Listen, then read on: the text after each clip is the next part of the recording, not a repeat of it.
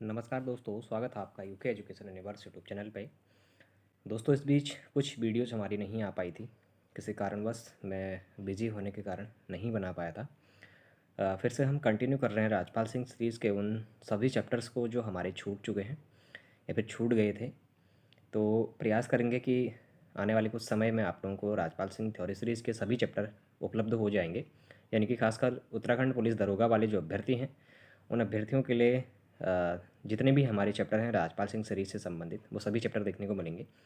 साथ ही UP police वाले जो अभ्यर्थी हैं, उनके लिए भी हमने जितनी बातें बताई थी उतने चैप्टर हमने लगभग करके दिए हैं। 2 चैप्टर हमारे अलंकार जो किताब में मेंशन नहीं था वो छूट गया था, और एक चैप्टर आपका अलंकार तो छूटा था, उसके साथ साथ साहित्य से संबंधित छूटा हुआ था, वो हम नहीं करा पाए थे। तो प्रयास करेंगे कि उन कमियों को हम अभी दूर करें और आने वाले जो आपके आगे के एग्ज़ाम हैं उन सभी एग्ज़ाम में आप लोग अच्छे से उन चीज़ों को कवर कर पाऊँ।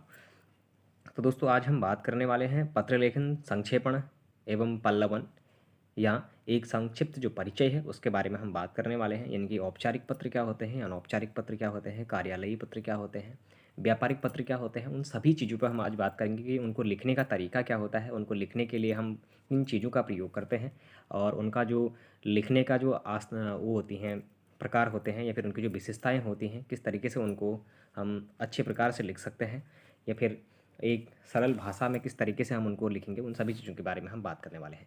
तो दोस्तों देखिएगा, सबसे पहले हम देखें तो पत्र शब्द का शाब्दिक अर्थ एक ऐसा कागज़ है जिस पर कोई बात लिखी या छपी हो। अच्छा, आप लोगों ने देखा होगा पत्र हम पहले से ही, अभी तो खैर पत्र का जो ज़माना है वो थोड़ा सा मॉडल देखने को मिल रहा है, क्योंकि अभी ये चीज़ें हम क्या करते हैं, तो हम प्रिंटिंग करते हैं या फिर हम लोग टाइपिंग करके कंप्यूटर के माध्यम से करते हैं। लेकिन पहले पत्र का जो महत्व था वो थोड़ा ज़्यादा देखने को मिलता था। चीज़ें वही हैं, पहले आप कलम से लिखते थे, तो अभी आप लोग कीबोर्ड से लिखते हैं, बाकी फ़र्क कुछ भी नहीं है। तो उन्हीं चीज़ों को हम किस तरीके से लिख रहे हैं, तो क्या कह रहा है कि पत्र वह शब्द शब्द का शाब्दिक अर्थ है। यानी कि पत्र का जो शाब्दिक अर्थ है वो क्या है कि एक ऐसा कागज़ जिस पर कोई बात लिखी या छपी हो। पत्र एक ऐसा माध्यम है जिसके द्वारा व्यक्ति अपने मन के भावों एवं विचारों को दूसरों के समक्ष प्रस्तुत करता है।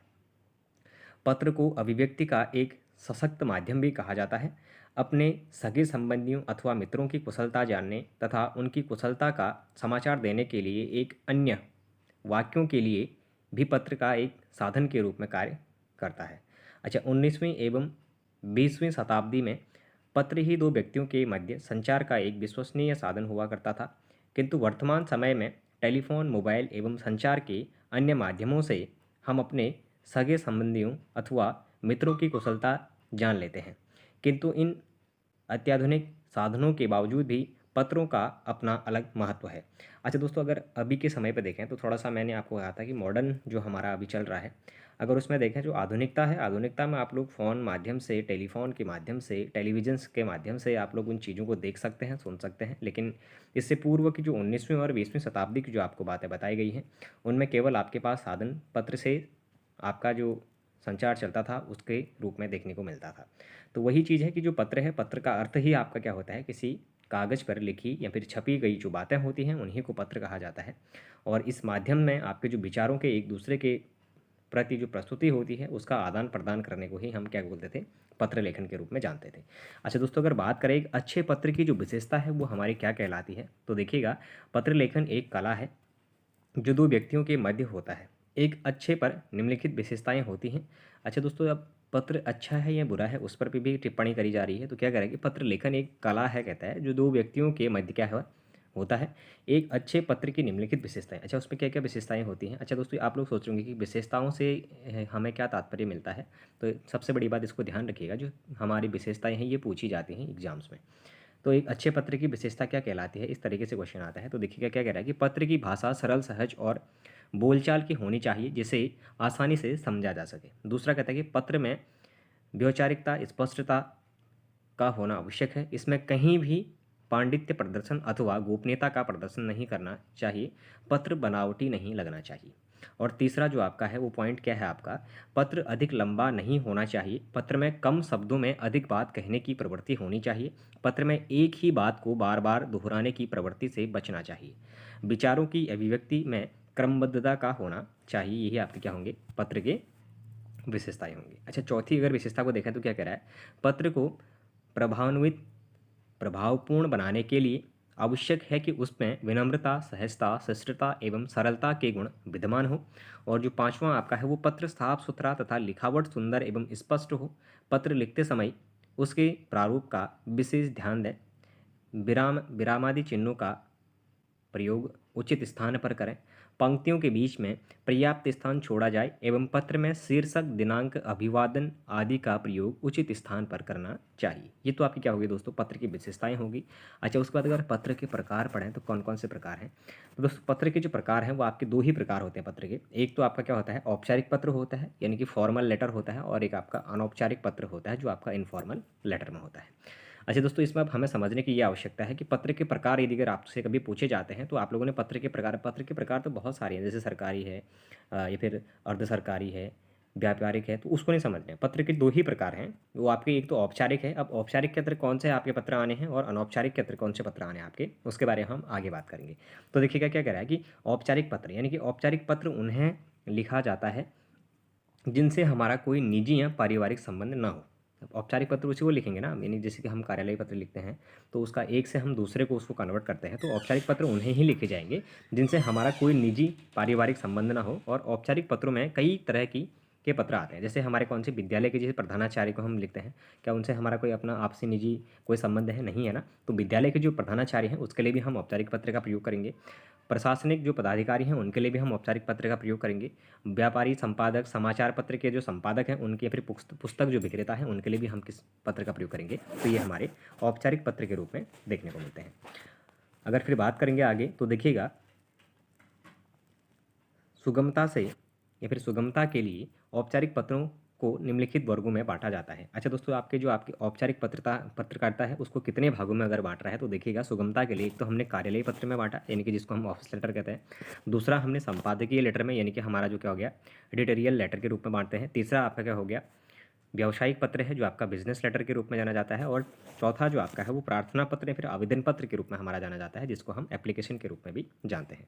अगर औपचारिक पत्र के जो अंग या फिर भाग हैं अगर उनको देखा जाए तो दोस्तों आपके कौन कौन से भाग उसमें देखने को मिलते हैं। तो सबसे पहले तो हम देखिएगा जो पत्र है उसकी पत्र संख्या या फिर हम उसको पत्रांक के रूप में लिखते हैं। दूसरा हम उसके शीर्षक या फिर जो कार्यालय है उसका नाम वहाँ पर लिखते हैं। उसके बाद जो प्रेषक जिसको हमारा वो भेजा जाना है, प्रेषक का पता लिखते हैं। और उसके बाद हम सेवा से उसको शुरू करते हैं। और प्रेषित यानी कि पत्र प्राप्त करने वाला जो हमारा होता है या फिर जो पद और जो पता होता है उसके बारे में हम उस पर लिखते हैं। और उसके बाद दिनांक या फिर स्थान के रूप में हम उसका भी प्रयोग करते हैं। विषय में आप लोग जिस कार्य से आप लोग पत्र लिख रहे हैं उसका प्रयोग करेंगे। संबोधन में आप महोदय से हम उसका प्रयोग करते हैं। जैसे निर्देश है तो उस चीज़ के लिए भी हम उसका प्रयोग करेंगे। स्वनिर्देश जैसे अभिवेदन है, हस्ताक्षर हो गई, संलग्न सूची यानी कि आप कोई प्रति उसके साथ जोड़ रहे हैं, और प्रष्टांकन आप लोग उसके साथ प्रयोग करते हैं। उसी तरीके से अगर नोट में कह दिया कि औपचारिक पत्रों में अभिवादन शब्दों का प्रयोग नहीं किया जाता है। अब सबसे अगर नोट में दे रहा है तो दोस्तों ये इंपॉर्टेंट है हमारे लिए, इसको समझने की आवश्यकता है कि जो औपचारिक पत्र हैं दोस्तों, औपचारिक पत्रों में अभिवादन शब्दों की जो प्रयोग है उसको देखने को नहीं मिलता है। अब अभिवादन शब्द का प्रयोग अगर नहीं देखने को मिलता है तो ये आपका एग्जाम में पूछा जाएगा, क्योंकि ये आपको नोट में दिया गया है, तो इस चीज़ को आप लोग ध्यान रखेंगे। दूसरा अगर देखें तो दोस्तों अनौपचारिक पत्र है। अच्छा, अनौपचारिक पत्र क्या होते हैं अगर उनको देखा जाए तो अनौपचारिक पत्र वस्तुतः व्यक्तिगत पत्र होते हैं। यह पत्र उन लोगों को लिखा जाता है जिनसे हमारा व्यक्तिगत संबंध रहता है। अब अगर जैसे देखा जाए तो माता पिता है, भाई बहन है, मित्र एवं अन्य सगे जो संबंधी होते हैं हमारे, ये पत्र हमारे उनको लिखे जाएंगे। अच्छा, औपचारिक पत्र के अंग या फिर भाग अगर देखें तो दोस्तों हमारे क्या होंगे, जैसे प्रेषक का पता है और स्थान हो गया, दिनांक हो गया, संबोधन, अभिवादन है, स्वनिर्देश है, या फिर अभिनिवेदन या हस्ताक्षर के रूप में हम उसको जानते हैं। अच्छा दोस्तों, अनौपचारिक पत्रों में पत्र का विषय नहीं लिखा जाता है। अब जो अनौपचारिक पत्र हैं दोस्तों उसमें हमारे क्या होगा, पत्र का विषय नहीं लिखा जाएगा। अब पत्र हमारे किसको लिखे जा रहे थे, तो पत्र हमारे माता पिता को, भाई बहन को, मित्र या फिर सगे संबंधियों को लिखे जा रहे थे। अगर जब पत्र इनको लिखे जाएंगे तो क्या हम उसके लिए विषय का प्रयोग करेंगे, नहीं करेंगे। हम उनके हालचाल जानने के लिए या फिर हम ठीक हैं नहीं हैं या फिर कुछ जो भी हैं अपनी बातों को उनको व्यक्त करने के लिए ही उस चीज़ का हम प्रयोग करेंगे, तो उस पर हमारी विषय की आवश्यकता नहीं रहती है। तो दो आपके इंपॉर्टेंट नोट्स आए थे जिस पर आपके क्या था, एक तो जो आपके जिन पत्रों में आपका क्या नहीं किया जाएगा, अभिवादन शब्द का प्रयोग नहीं किया जाता है, वो कौन से पत्र कहलाएंगे, तो आपके औपचारिक पत्र कहलाएंगे। और दूसरी चीज़ आपका जो है कि जिन पत्रों में विषय नहीं लिखा जाता है वो आपके अनौपचारिक पत्र के रूप में जाने जाएंगे। किंतु पत्र के जो आकार और विषय वस्तु के आधार पर ये 3 प्रकार के होते हैं। अगर सबसे पहले हमने देखा तो सामाजिक या फिर व्यक्तिगत पत्र होता है जिसको हम सोशल या फिर पर्सनल लेटर के रूप में जानते हैं। दूसरा आपका व्यावसायिक पत्र है जिसको हम बिजनेस लेटर के रूप में जानते हैं। और तीसरा आपका सरकारी या फिर कार्यालयीय पत्र है जिसको आप ऑफिशियल लेटर के रूप में जानते हैं।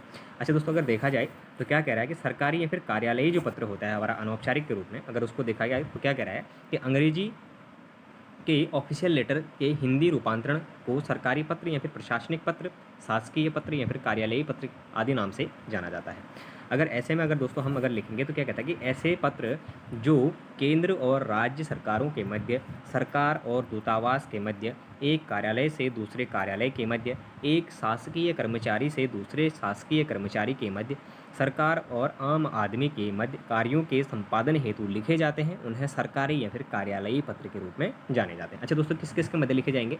तो सबसे पहले तो आप लोगों ने देखना है कि राज्य सरकार और केंद्र सरकार के मध्य होगा। दूसरा सरकार और दूतावासों के मध्य होगा।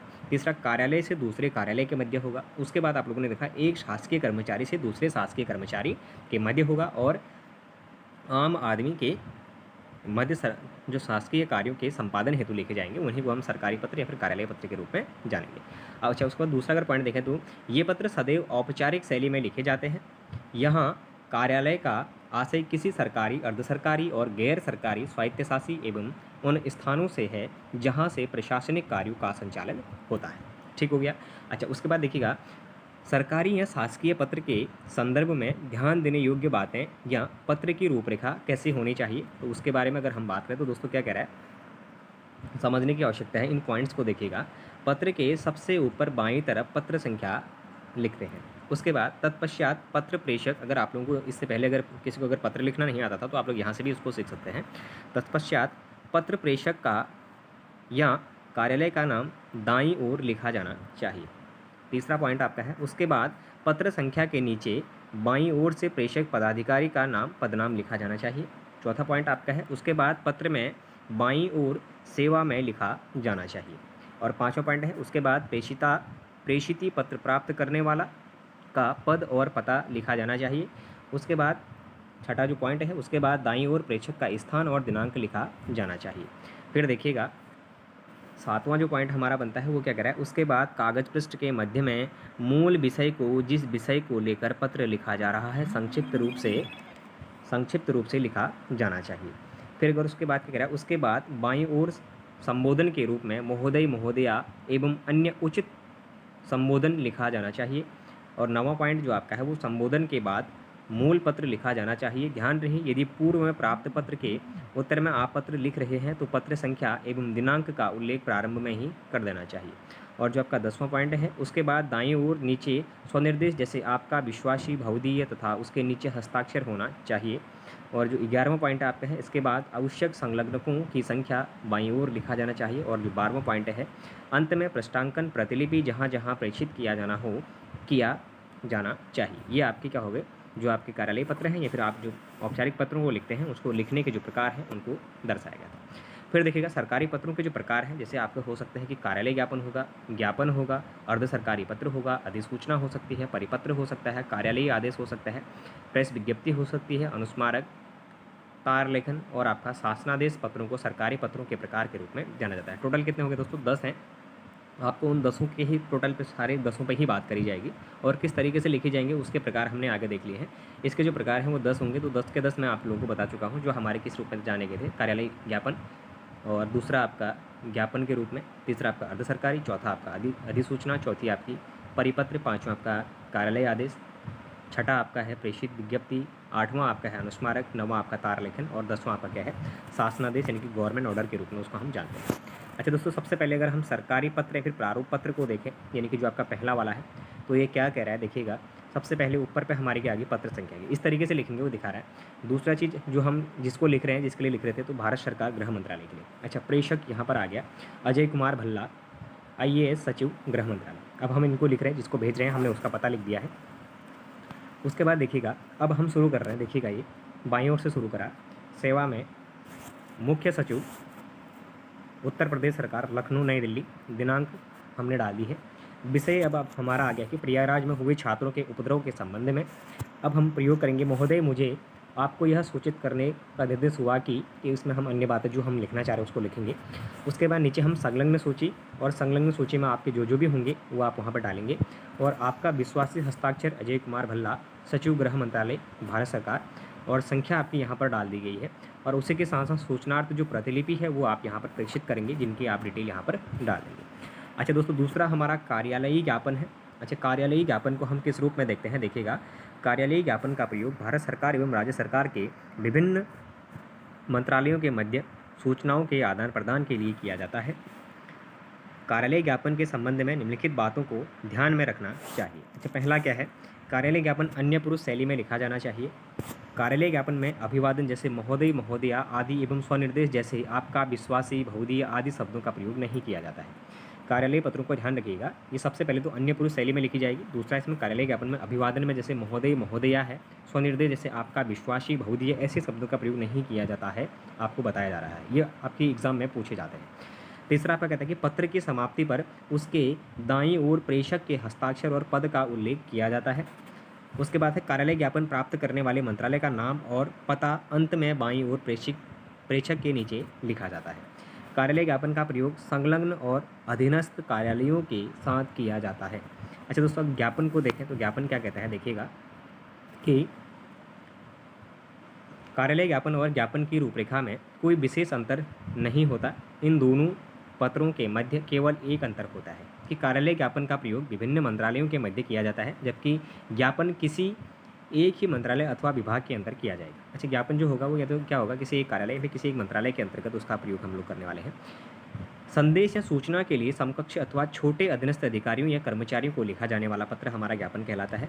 ज्ञापन का प्रयोग निम्नलिखित संबंधों में या फिर संदर्भों में किया जाता है। अच्छा, पहला आपका देखिएगा, प्रार्थना पत्रों, नियुक्ति आवेदनों, याचिकाओं इत्यादि के उत्तर के लिए हम ज्ञापन का प्रयोग करते हैं। दूसरा है पत्रों की प्राप्ति एवं उसकी स्वीकृति के लिए करते हैं। तीसरा है अधीनस्थ कार्य अधिकारियों को सूचना प्रदान करने के लिए जो कि पूर्ण रूप से शासकीय आदेश नहीं होते एवं अन्य महत्वपूर्ण सूचनाओं को अवगत कराने के लिए हम किसका प्रयोग करते हैं, तो हम ज्ञापन का प्रयोग उस पर करेंगे। फिर देखिएगा, ज्ञापन में भी अन्य पुरुष शैली का प्रयोग किया जाता है। इसमें भी संबोधन अथवा स्वनिर्देश के लिए प्रयुक्त होने वाले शब्दों का प्रयोग नहीं होता। नीचे केवल प्रेषक के हस्ताक्षर एवं उसके पद का उल्लेख रहता है। ज्ञापन प्राप्त करने वाले प्रेषिती का नाम और पद हस्ताक्षर के नीचे पत्र के बाईं ओर लिख दिया जाता है। ठीक हो गया दोस्तों, आज हमने जो डिस्कस किया वो हमने ज्ञापन और कार्यालयीय जो पत्र थे उनके बारे में डिस्कस किया है। अब हम कल बात करेंगे अर्ध सरकारी पत्र और अन्य जो हमारे बचे हैं उन सभी पत्रों के बारे में।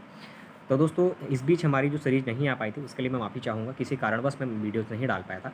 अब से निरंतर आप लोगों की वीडियोज़ आएंगी और आप लोगों का जो साहित्य बचा है, बाकी जो पत्र लेखन है, अलंकार से संबंधित वीडियो है, उससे पहले के जो रिक्त स्थान वाले जो चैप्टर थे मैं उनको भी कवर आपको करवाऊंगा। मैंने कहा था कि अंत में मैं सभी चैप्टरों को आपको कंप्लीट करवाऊंगा।